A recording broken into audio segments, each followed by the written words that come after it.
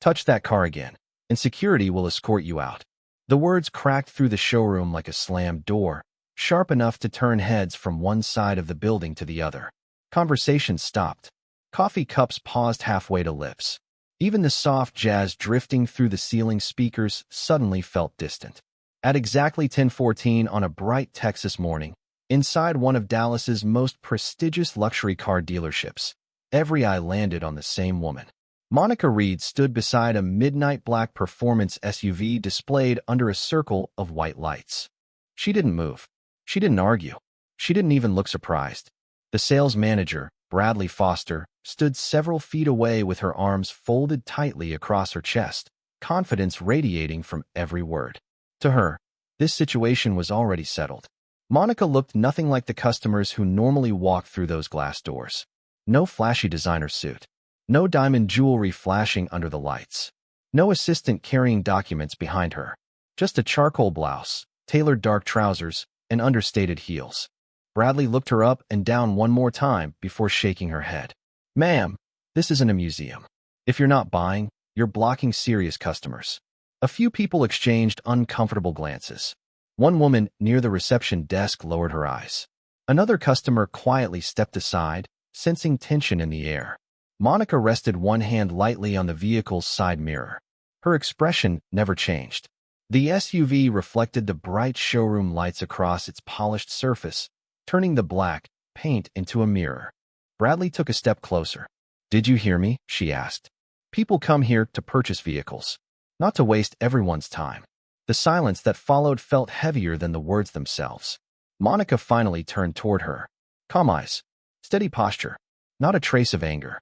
"I was just looking at the vehicle," she replied. Her voice was low and measured. Bradley laughed once under her breath. "That vehicle starts at over $160,000. The implication hung openly in the air. Several customers heard it. So did two sales associates standing near a desk across the showroom floor. One shifted uncomfortably in place. The other pretended to focus on a computer screen. Bradley pointed toward the front entrance. "Maybe try one of the used lots down the road." A few seconds passed. No one spoke. No one stepped in. The dealership remained frozen between discomfort and curiosity. Monica glanced around the room. The marble floors. The glass offices. The polished vehicles lined up beneath expensive lighting. Every detail had been designed to communicate prestige. Yet the atmosphere felt smaller now. Colder. Defined by a judgment made in seconds. Bradley seemed to grow more confident with every moment of silence. "Last warning," she said. "If you're not here to buy, you're going to need to leave." Near the customer lounge, a young employee named Emily Carter looked up from her tablet. Something about the situation bothered her immediately. She couldn't explain why. She only knew that the woman standing beside the SUV seemed far too composed for someone being publicly dismissed. Monica looked back at Bradley and gave a small nod, almost as if she had just received confirmation of something important. Then she quietly slipped one hand into her pocket, while all around her the showroom waited, unaware that the worst decision of Bradley Foster's career had already been made.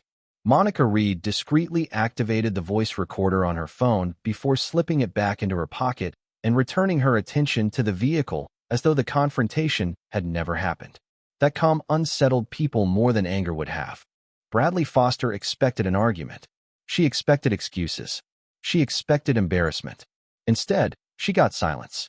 Across the showroom floor, sunlight poured through 40-foot glass windows, washing polished vehicles in gold. The dealership looked flawless from the outside. That was exactly why Monica had come alone.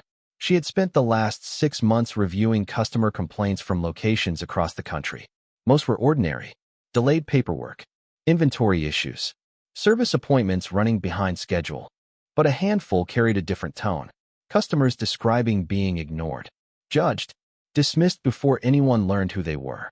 The pattern was small enough to avoid headlines, but large enough to concern her. So she decided to see it herself.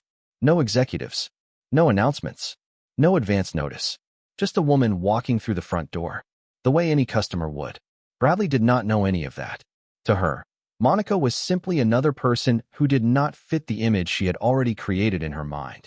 Near the reception desk, Emily Carter continued watching from behind her tablet. She was only 23 and had been with the company less than a year, but something felt wrong. She had seen wealthy customers arrive wearing work boots, baseball caps, and clothing covered in dust from construction sites. Money did not always announce itself. Experience had already taught her that. Bradley, however, seemed determined to prove a point. She turned toward two sales associates standing nearby. "Let us focus on actual buyers today," she said loudly enough for several customers to hear. "People with real purchasing power." One associate gave a nervous smile. The other looked away. Monica noticed both reactions. She noticed everything. The showroom was not just selling vehicles. It was revealing character. A few moments later, the front doors opened again. A white couple entered holding iced coffees. They looked around briefly before Bradley's entire demeanor changed. Her shoulders relaxed. A broad smile appeared instantly. "Welcome in," she called out. "How can we help you today?" The contrast was impossible to miss. Within seconds, a sales consultant hurried over with bottled water. Another offered a tour of the newest inventory.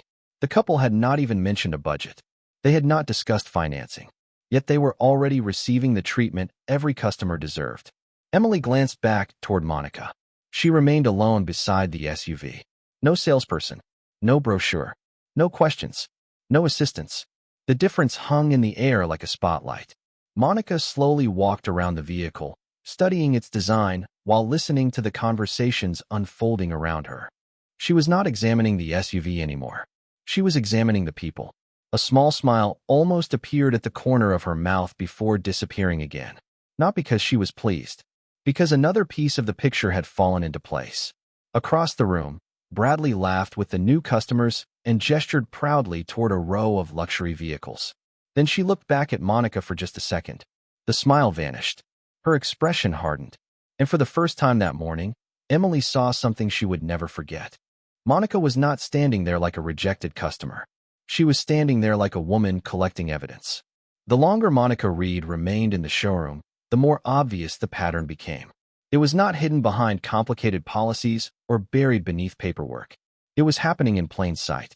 Across the polished floor, the white couple Bradley had welcomed only minutes earlier were now seated at a private consultation desk. Fresh coffee had appeared. A sales specialist was walking them through premium upgrade packages. Another employee had already offered a test drive. They smiled, laughed, and discussed options while staff moved around them with remarkable urgency. Meanwhile, Monica had yet to receive a single brochure. No one had asked her name. No one had asked what vehicle interested her. No one had offered assistance. She stood alone beside the same SUV, watching a system reveal itself one decision at a time. Bradley occasionally glanced in her direction. Each look carried the same message. "You do not belong here." The words were never spoken again, but they lingered in every action. Near the reception desk, Emily Carter could no longer focus on her work. She opened the dealership database on her tablet and began reviewing scheduled appointments for the day. At first, she was only looking for a distraction from the growing discomfort she felt. Then something caught her attention. Her eyes narrowed. She looked back toward Monica, then down at the screen, then back again. The name felt familiar. Very familiar. Before she could investigate further, Bradley's voice cut across the showroom once more. "Ma'am, are you planning to leave anytime soon?" Several customers turned to look. Monica slowly faced her. "I am still evaluating the vehicle." Bradley gave a short laugh. "Evaluating requires purchasing power." The comment landed heavily. One salesman standing nearby shifted her weight uncomfortably. Another suddenly found something fascinating on her computer monitor. Nobody challenged the statement. Nobody defended it either. Silence spread through the room like fog. Monica simply nodded. Her calmness seemed to frustrate Bradley even more. Most people would have left by now. Most people would have argued. Monica didn't either. Instead, she observed. Every expression, every conversation, every choice. A few minutes later, another customer entered the showroom. This time it was a middle-aged contractor wearing dusty work boots and a worn baseball cap. One of the sales associates approached her immediately with a smile and a handshake. The contractor mentioned owning several commercial properties in the area. Instantly, the employee's enthusiasm doubled. Monica noticed that too. The difference was not clothing. It was assumption.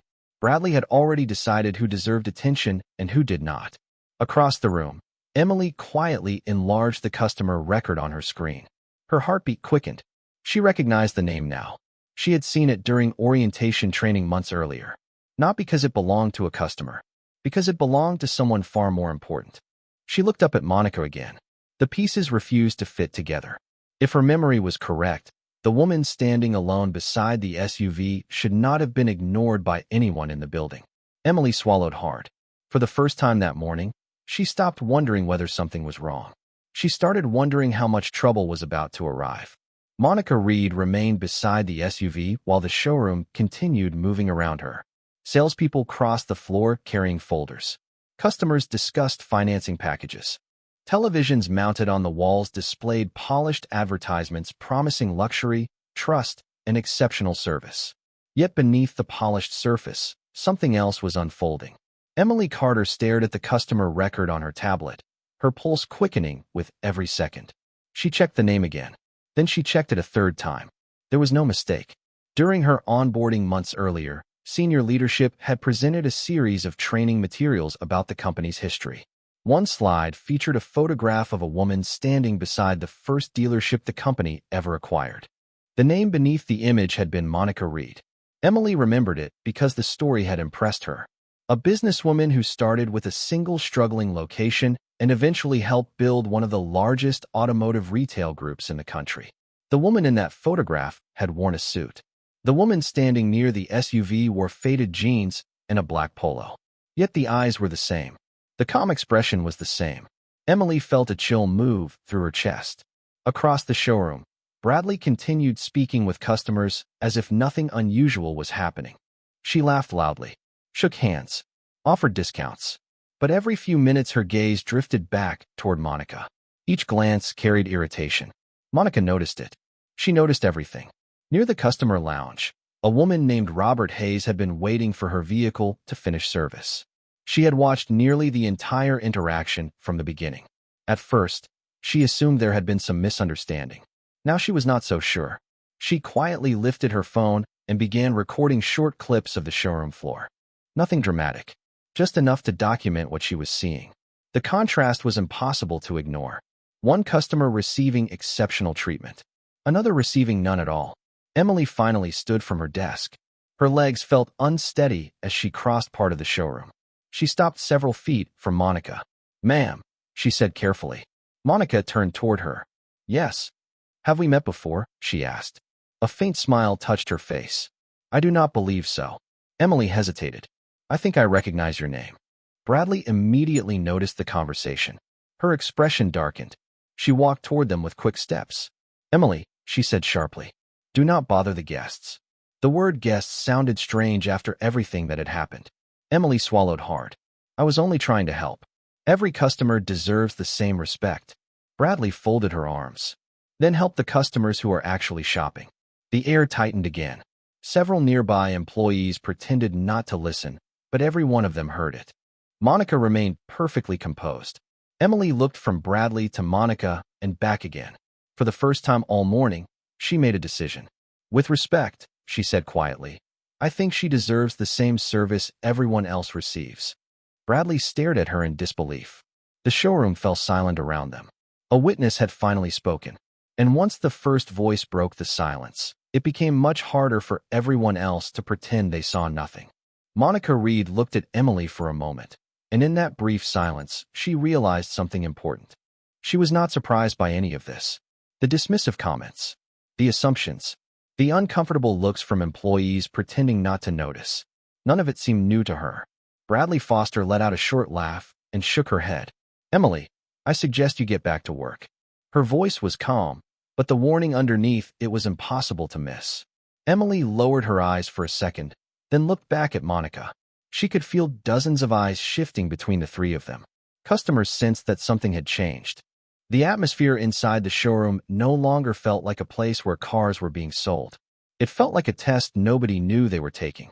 Bradley stepped closer to Monica and gestured toward the entrance. "Ma'am, if you are not purchasing a vehicle today, I am going to ask you to leave." The words landed heavily across the marble floor. Robert Hayes lowered her phone slightly, disbelief written across her face. Monica had not raised her voice once. She had not disrupted anyone. She had not caused a scene. Yet somehow she was the one being asked to leave. Monica folded her hands calmly in front of her. And why would I need to leave? Bradley's jaw tightened. Because you are interfering with business operations. The answer sounded rehearsed, like a justification searching for a reason. Several nearby customers exchanged glances. Even they seemed unconvinced. Monica nodded slowly. I see. Those two words carried no anger. No challenge. Just observation. Yet Bradley appeared more uncomfortable than before. Sometimes the truth became harder to ignore when someone refused to argue with it. For a brief moment, Monica's eyes drifted toward the massive showroom windows overlooking the Dallas highway beyond. The reflection staring back at her triggered a memory she had not thought about in years. She was 22 years old again, fresh out of college, standing inside another dealership nearly 3 decades earlier. Back then, she had spent months saving for the first vehicle she planned to purchase with her own money. She remembered carrying every financial document she owned inside a worn folder. She remembered the excitement, the pride, the belief that hard work was finally beginning to pay off. Then she remembered the salesman who barely looked at her. The questions that seemed less about finances and more about whether she belonged there at all. The polite smile that disappeared the moment assumptions took over. She remembered leaving without buying anything. Not because she could not afford the vehicle, because nobody bothered to find out. The memory faded. The present returned. The same polished floors. The same assumptions. Different faces. Same story. Emily watched her carefully. She saw something move behind her calm expression. Not anger. Recognition. As though she had been here before. Across the showroom, the white couple Bradley had welcomed earlier were now preparing for a test drive. A salesman hurried to open a vehicle door for them. Everyone seemed eager to earn their business. Monica stood alone. Bradley pointed toward the exit once more. I am not asking again. The room fell silent. Robert resumed recording. Emily felt her heart pounding. Several employees stopped pretending not to watch. And for the first time that morning, Monica reached into her pocket and pulled out her phone. The movement was small, almost unremarkable, yet something about it caused a ripple of unease to spread through the showroom. Bradley did not notice, but everyone else did. Monica Reed held the phone in one hand and looked at the screen for only a second before placing it against her ear. The movement was so ordinary that most people barely noticed. Yet the effect was immediate. Emily Carter felt the tension in the showroom shift. Bradley Foster rolled her eyes. To her, it looked like the final act of someone refusing to accept reality. Calling a friend is not going to change anything, Bradley said. Monica ignored the comment. Her voice remained calm.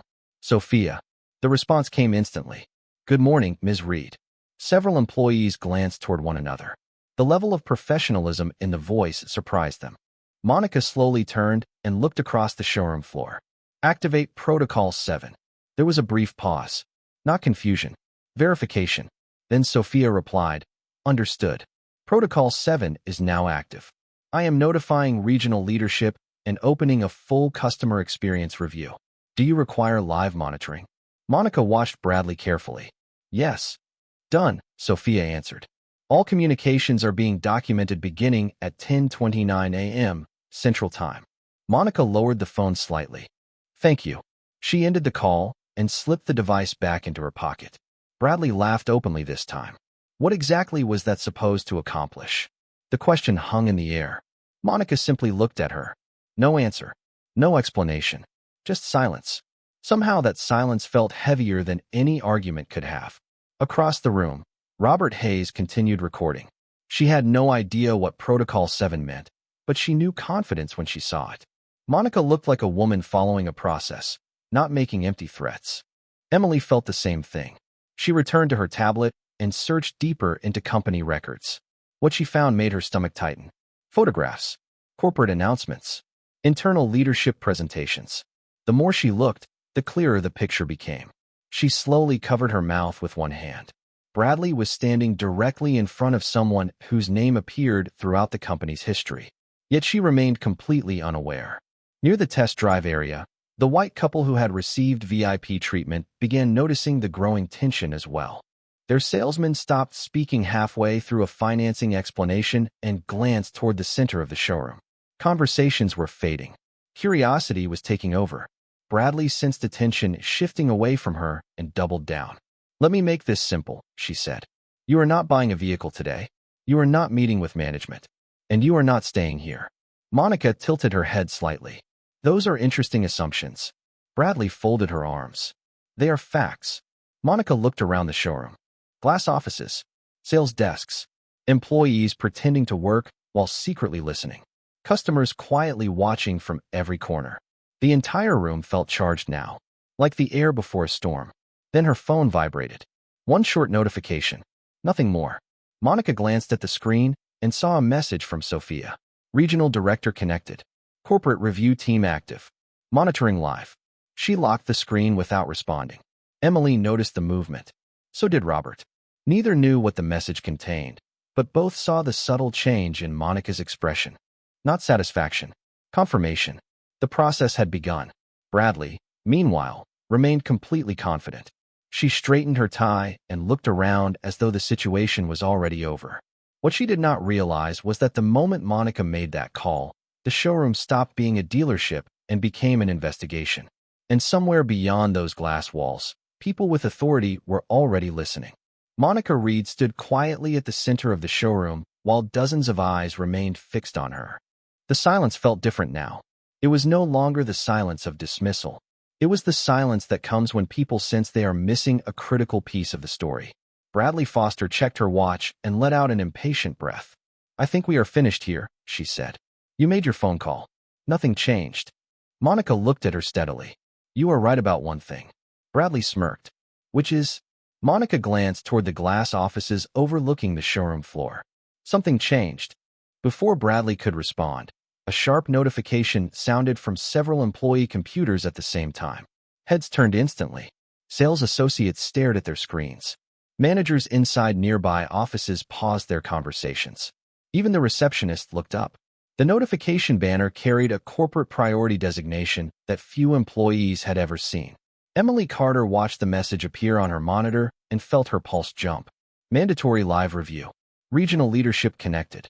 Immediate compliance observation active. Her eyes widened. Across the room, Bradley's confidence flickered for the first time. Her own computer emitted the same notification. She glanced toward it and frowned. What is this? No one answered. Another notification appeared. Then another. Robert Hayes lowered her phone for a moment and looked around. The entire atmosphere had shifted. Employees who had been avoiding eye contact all morning were suddenly paying very close attention. Monica remained exactly where she was. Calm, patient, unmoved. Her phone rang. The sound seemed louder than it should have been. She answered immediately. Good morning, Sophia. Her voice carried clearly enough for several nearby people to hear. Ms. Reed, Regional Director Michael Reynolds, is now connected. She has reviewed the initial report and requested immediate verification of your location. Monica nodded slightly. Confirmed. Dallas flagship showroom. A brief pause followed. Then another voice joined the call. Older. Authoritative. Monica. Several employees froze. Bradley looked confused. Monica smiled faintly. Good morning, Michael. The regional director's tone changed instantly. Ma'am, I apologize for what you have experienced today. We are reviewing everything in real time. The word ma'am landed like a dropped weight. Emily closed her eyes briefly. She knew. She had known for several minutes. Now everyone else was beginning to understand. Bradley's expression hardened. What exactly is going on? Nobody answered her. Michael continued speaking through the phone. Would you like us to proceed with full executive protocol? Monica looked around the showroom. The customers. The employees. The people who had watched the entire situation unfold. Then she answered. Yes. Proceed. Bradley took a step forward. Executive protocol? The confidence in her voice was gone now, replaced by uncertainty. She forced out a nervous laugh. What is next? Are you going to tell me you own the company? Monica finally turned toward her completely. For the first time all morning, she decided to end the mystery. You spent the last hour deciding who deserved respect based on appearance, she said calmly. You denied service before asking a single meaningful question. You judged character before gathering facts.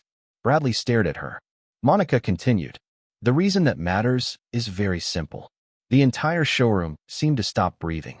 Monica calmly removed a gold executive identification card from her jacket and placed it on the hood of the SUV. You denied service to a customer in a dealership owned by the company I built. Silence crashed across the room. Nobody moved. Nobody spoke. Bradley's face lost all color. Emily lowered her head. Robert slowly raised her phone again. And throughout the showroom, realization spread from person to person like a wave moving through still water. The woman they had watched all morning was not a rejected customer. She was the reason the dealership existed at all. For several seconds, nobody in the showroom moved. The words hung in the air with a weight that seemed to press down on every person in the building. Bradley Foster stood frozen beside the display vehicle, staring at Monica Reed as if reality had suddenly shifted beneath her feet. The customers who had watched the confrontation exchanged stunned glances. Employees looked from Monica to their computer screens and back again. The truth had arrived, and it had arrived quietly. Monica lowered the phone from her ear and slipped it into her pocket. She did not smile. She did not celebrate. She simply stood there with the same calm composure she had carried since walking through the front doors. That calmness made the moment even more powerful. Bradley finally found her voice. "There has to be some misunderstanding." The sentence sounded weak the moment it left her mouth. Monica looked at her steadily. "You had every opportunity to ask questions before making assumptions." Nobody disagreed. Not even Bradley. A new notification appeared across dealership computers. Then another. Several employees gasped softly as access windows began opening automatically. Corporate compliance review. Executive oversight active. Immediate personnel assessment. The messages spread through the system like ripples across water. Emily Carter watched her screen update in real time. Her hands trembled slightly. She had never witnessed executive intervention before. Across the showroom, the white couple who had received preferential treatment stood quietly beside their vehicle. Their excitement had disappeared. In its place was discomfort. They had seen everything. So had everyone else. Monica's phone rang once more. She answered immediately. Monica speaking. Regional Director Michael Reynolds returned to the line. "Ma'am, after reviewing witness statements, employee activity, customer observations, and live documentation, we are prepared to act immediately." Bradley's face tightened. Michael continued. "The findings are clear. Customer service standards were violated. Leadership expectations were ignored. Company values were compromised." The showroom remained silent. Every word echoed through the room. Monica nodded once. "Proceed." Another pause followed. Then Michael spoke with the authority of someone making an official decision. "Effective immediately, Bradley Foster is removed from managerial duties, pending final review and termination processing." Several employees lowered their heads. Others simply stared. Bradley looked as though all the air had left the room. At that exact moment, a security access notification appeared on her computer terminal. Her managerial permissions disappeared from the screen.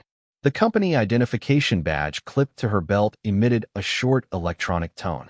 One sound. Simple. Final. Nobody needed an explanation. The showroom understood exactly what had happened. Robert Hayes slowly lowered her phone. Even she seemed surprised by how quickly accountability had arrived. Emily exhaled a breath she did not realize she had been holding. Around the showroom, employees who had remained silent all morning began looking at one another differently. The atmosphere felt lighter. Cleaner, as though a pressure that had existed for a long time had finally been released. Bradley looked toward Monica one last time. She seemed ready to say something. An explanation. An excuse. Perhaps an apology. But no words came. Monica met her gaze calmly. "The problem was never that you did not know who I was," she said. "The problem was how you treated someone you believed did not matter." The statement landed harder than any punishment. Because everyone knew it was true. And throughout the showroom, people began to understand that what they had witnessed was never really about a vehicle. It was about character. And character had just been measured in full view of everyone. The showroom remained quiet long after the notifications stopped appearing on computer screens. It was the kind of silence that follows a moment people know they will remember for years. Monica Reed slowly walked toward the center of the floor, her reflection moving across polished tile and glass. No one interrupted her. No one looked away. Employees who had spent the morning avoiding the situation now stood openly watching. Customers who had arrived expecting to shop for vehicles found themselves witnessing something far more important. Monica paused beside the same black SUV where the entire situation had begun. The vehicle had never changed. The building had never changed. The people inside it had revealed everything.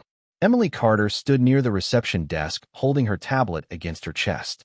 She felt relief, but she also felt something deeper. Validation. She had spoken when remaining silent would have been easier. Across the showroom, Robert Hayes slipped her phone back into her pocket. The recording no longer mattered.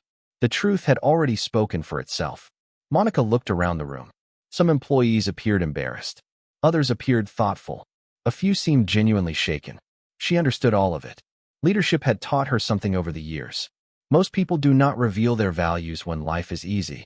They reveal them when they believe there will be no consequences. That was why mornings like this mattered. Not because they exposed one person, because they exposed a culture.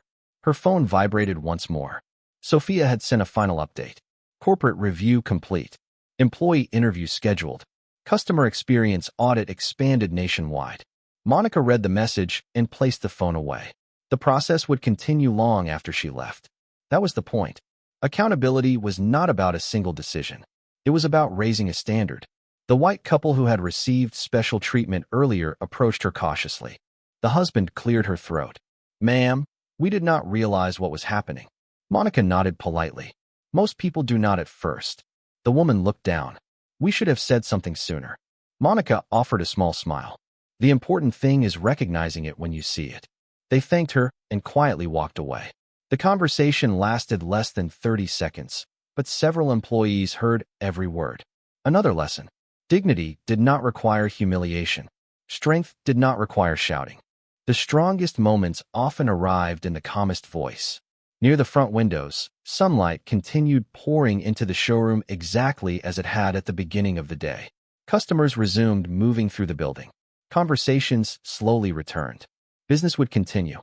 Yet something felt different now. Cleaner. More honest. Monica looked once more at the people around her before speaking. Her voice was steady and clear. "I did not come here to test sales skills. I focused on her. I came here to test character." Nobody spoke. A customer should not have to prove they belong before receiving respect. Respect comes first. Everything else follows. The words settled over the room. Simple. Direct. Impossible to misunderstand. Monica glanced toward the entrance. Then back at the employees. "You did not fail because you made a mistake. You failed when you stopped questioning your assumptions." The silence that followed felt powerful rather than uncomfortable. A few employees lowered their heads thoughtfully. Emily felt a chill run through her arms. She knew she would remember those words for the rest of her career. Later that afternoon, Monica instructed corporate leadership to place Emily into the company's leadership development program, creating a path toward future management roles. Monica turned and began walking toward the exit. No applause. No celebration. She did not need either. Before reaching the doors, she paused one final time. "I did not raise my voice today," she said. "I raised the standard."